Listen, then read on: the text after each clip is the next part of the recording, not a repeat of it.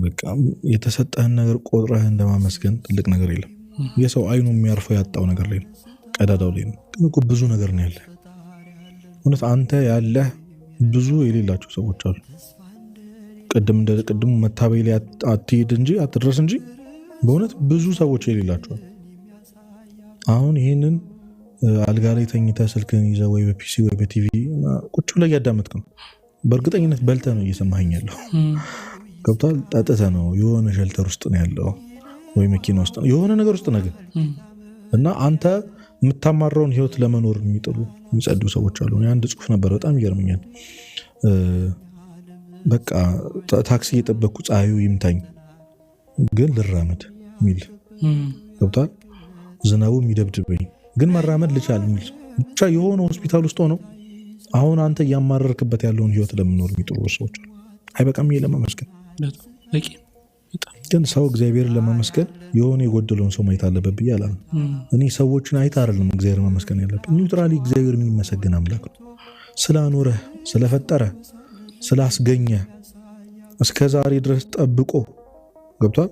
ሳትሞት እኮ አልሞትክም እኮ አለህ፣ እየሰማኸኝ ነው ያለው። በቂ እኮ ነው ይሄ ለማመስገን። እግዚአብሔር ይመስገን ለማለት በጣም በቂ ነው።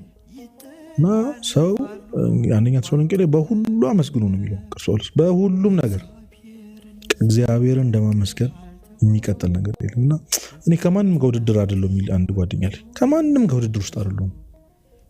ገብቶሃል? አንተና እግዚአብሔር ነው ፌስ ቱ ፌስ ያላችሁት በቃ። እና የረፈደ ነገር የለም። ወደኋላ ቀርታ አይደለም፣ ወደኋላ ቀርታሽ አይደለም። እግዚአብሔር ስለማይወድሽ አይደለም። ልክነት ሚዛኑ እነሱ አይደሉም። የስኬት ሚዛኑ እነዛ ሰዎች አይደሉም። እግዚአብሔርን መያዝ ነው፣ ሁሉን መያዝ። እግዚአብሔርን መያዝ ነው አራዳነት፣ አስቀዳሽ መሆን፣ እስከወደው መቀበል፣ ንስሐ መግባት። መንፈሳዊ ሕይወት የሚኖር ሰው ያወቀበት የነቃ ሰው ነው። ነቄ የነቃ ሰው የምር ቀድሞ የነቃ ሰው እግዚአብሔር እንደሆነ በሕይወት ሁሉ እግዚአብሔርን ማስቀደምን የመሰለ ነገር እንደሌለ ያወቀ ሰው ነው እዚህ ምድር ላይ ትልቁን ስኬት ያሳካው።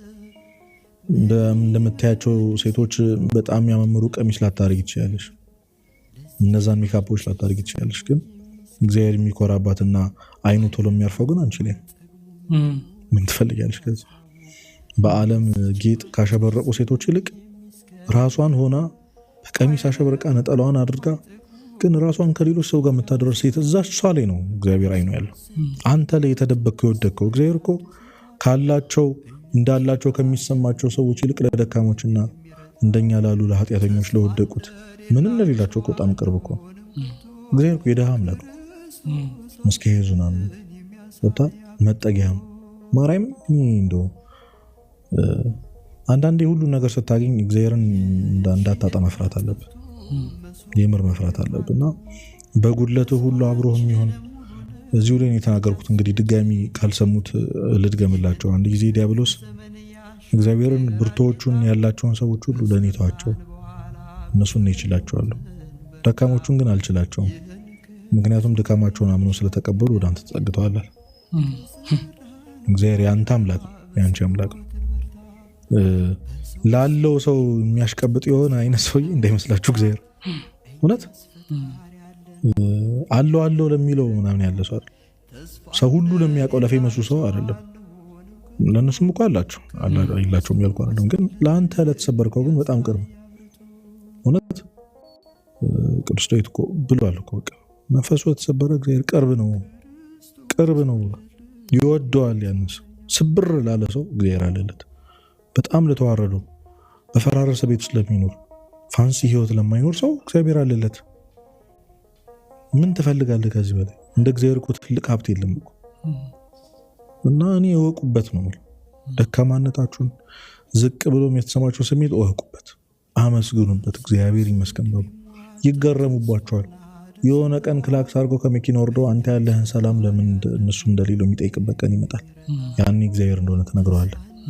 እሷ እየጨፈረች ምን ብላ በዓለማዊ ህይወት ውስጥ ኖራ እነዛ ሁሉም ፋንሲ ህይወት የአርቲስት ህይወት ኖራ መታ የሆነ ቀን አንቺ ያለሽን ሰላም፣ አንቺ ያለሽን ፈገግታ፣ አንቺ ያለሽን እውነተኛ የውስጥ ውበት ከየት እንደሆነ የሚጠይቁበት ቀን ይመጣል። እግዚአብሔር ቀን አለው ደግሞ የሆነ ቀን ያንተ ቀን ይመጣል። በትክክል ስታውቅበት ሁሉን ሰጥቶ ሁሉን ይዘህ የምትንቅበት ቀን ይመጣል። እንደማትታለልበት ቀን ይመጣል። በትክክል እንዳንተ ደካማ ለሆኑ ሰዎች የምትደርስበት።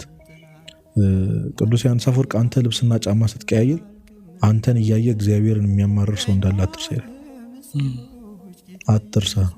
ያንተን ጫማ እያየ እግዚአብሔር የሚያማርር ሰው አለ። ያንተን ልብስ እያየና እንኳን ያሳቃሉ። በዚህ ሀገርነት 3 መብላት የማይቻልበት ሀገር ውስጥ ገብቷል። እንዴት ነው አንተ ይቅርታ ይደረግልኝ እውነት ምን አይነት አይምሮ ይዘን ነው በጣም ፋንሲ የሆነውን ውሎ እንደሰው የምታሳዩ? አይደብርም? ትንሽ አይከብድም? ብር ሲበተን ብዙ እኮ የሚበሉ ያጣሰዋል። በቃ ገብቷል። ያንን ብር ለህይወቱ የሚፈልገው ሰው አለ እና አንደኛ እኛም ጥፋተኛ ነን። ይሄንን ሰምተን በተለይ ሶሻል ሚዲያ ላይ ያለ ሰዎች በጣም እና ማን ነው እስኪ የማናችን ፕሮፋይል ፒክቸር፣ የማናችን ስቶሪ፣ የማናችን ስናፕ፣ የማናችን ፖስት ነው እስኪ ተስፋ ለቆረጠና ራሱ ለሚያወዳድ ሰው ተስፋ የሚሆን? አይሆንም። እውነት አይሆንም። ፋንሲ ካልሆነ አትፖስቱም። ጥሩ ምግብ ካልሆነ አንድ አይነት ወጥ ሽሮ ምናምን አትፖስቱም። ለምን ወሻሻለን? ሁልጊዜም ቢሆን የተሻለ ነገር እንደምታደርግ ለሰዎች ለማሳየት ነው ጥሩ። ግን ያንን ስታደርግ የሆነ ሰው ተስፋ የሆነ ሰው የመኖርን ሂደት ገመድ እየቀጠስክ እንደሆነ ማውቃል። አንቺ በነዛ ፋንሲ ልብሶችሽ ሜካፕና በጣም ባሸበረቁ ዓለማዊ በሆኑ ነገሮች ፖስት ስታረጊ የሆነች የተሰበረች እናቷን ግን ለማገዝ እዚህ ታች ላይ ታች ምትል አንዲትን ሴት ልቧን እየጎዳሽ እንደሆነ ማውቃለሽ። ቅዱስ ዮሐንስ አፈወርቅ ነው ያለው ይሄንን ያርሉ እና እያንዳንዱ የምናደርጋቸው ከዓለም ባገኘናቸው ነገሮች ለሰዎች ለማሳየት በምንጠረው ነገር ውስጥ እግዚአብሔርን ማሳጣት አለበት። የሰውን ህይወት ማጉደል አለ፣ የሰውን ልብ ማድማት አለ እና ትንሽ እንደ ኢትዮጵያዊ እንኳን ትንሽ ብንሳቀቅ ባይ ነኝ። እውነት አመስግኖ ለመኖር ለሚጥለው ለዚህ ህዝብ እንጃን ይከብደኛል። ቻና አመስገን የመጀመሪያው ትልቁ ነገር ማመስገን ነው። ትህትናን ገንዘብ ማድረግ፣ ትሁት መሆን። እውነት የሆነ ነገር ባንሰጣቸው እንኳን ቢያንስ እኛን አይተው እግዚአብሔር እንዳያማሩ ማድረግን የመሰለ ነገር የለም። መናገር ስለለበስኩ እኮ አይደለም ማለት እኮ ትልቅ ነገር እኮ ነው። እውነትን መናገር ትልቅ ነገር ነው።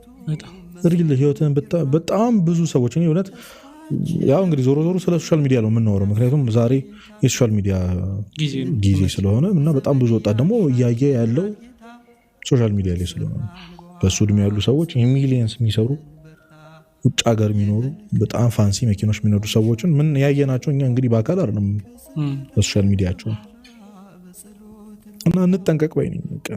ትሁት መሆን ጥሩ ነው። ለድሃው ዝቅ ላለው ሰው በታች ላለው ሰው ደግሞ ስብር ማለት ጎንበስ ማለትን የመሰለ ነገር የለም። እንደዛ ብናደርግ በጣም ጥሩ ነው። ምክንያቱም አለበዛ ወደ ትዕቢት ነው። ነገ መናገር ይመጣል። ምን አለ አንተ ማን አንተ እኔ ማን እንደሆንኩ ታውቃለህ ወደ ማለት ይመጣል። እስኪ ስሜን ታውቀዋለህ? ፊቴን ታውቀዋለህ? እግዚአብሔር አያቆም እኮ ነው እና እግዚአብሔር የሚያውቃቸው ሰዎች ፊት ትንሽ ርህራሄ ብናሳይ ገብቷል።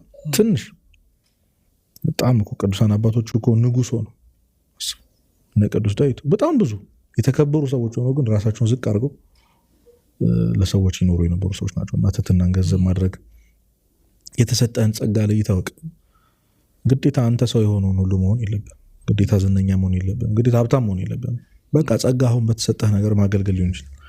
እግዚአብሔርን በተሰጠ ጸጋ ካገለገልክ የማትጸድቅበት መንግስተ ሰማያት የማትወርስበት ምንም ምክንያት የለም። አት ኤንድ ኦፍ ዘ ዴይ ሁላችንም እዛ የእግዚአብሔር ፍርድ ዙፋን ላይ እንቆማለን። አት ኤንድ ኦፍ ዘ ዴይ ይሄ ህይወት ሄዶ ያቆማል።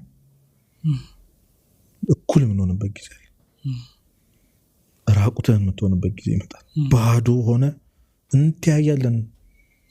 ያኔ እግዚአብሔር ኑ እናንተ የአባቴ ቡሩካን ቆዳ አዘጋጀሁላችሁ መንግስት ግቡ እናንተ ደግሞ የሰይጣን መልእክተኞች የሚባለው ሲለይ ያኔ ሁሉም እኩል ይሆናል። ያኔ ሁሉም እውነት ማን ስኬታማ እንደሆነ ይታወቃልና ማን ከማን ይወዳደራል? እዛ ውድድር የለም። እግዚአብሔር ዛሬ ባሳየው ነገር ነው ነገ የሚፈርድብና ሁላችንም ወደዛች መንግስት እውነት በዛች ሰላማዊት ሆነችው ዳግማዊት ኢየሩሳሌም ይሰብስበን። እኔ ልል የምችለው እሱ ነውና መንግስተ ሰማያት እንደማጣት እግዚአብሔር እንደማጣት መክሰር የለም። ቢገባሽ በእጅሽ ያሹ እግዚአብሔር ነው። ቢገባ በእጅ ያስቆ እግዚአብሔር አጠገብህ ቆሞ ስታለቅስ እያለቀሰ ያለው ክርስቶስ ነው። ቢገባ ለ7000 ምናምን ዓመት ህዝብ ሁሉ ሲሰግድለት ሲሰዋለት የኖረው እግዚአብሔር ነው ካንተ ጋር ያለው። እኔ እግዚአብሔር ማን እንደሆነ የገባን አይመስለኝም። ገብቷል? ዛሬ ለጠቅላይ ሚኒስትሩ ወይ ለንጉስ ምናምን ወይ ለበጣም ለዝነኛ ሰው የምንሰጠውን ክብር ያህል ለእግዚአብሔር የምንሰጥ አይመስለኝም። አልገባንም መሰለኝ። እግዚአብሔር እኮ አምላክ ካንተ ጋር ነው እንዴ መደነቅ ነው ያለበት። ማንኝ እኔ ምናምን ማለት አለበት።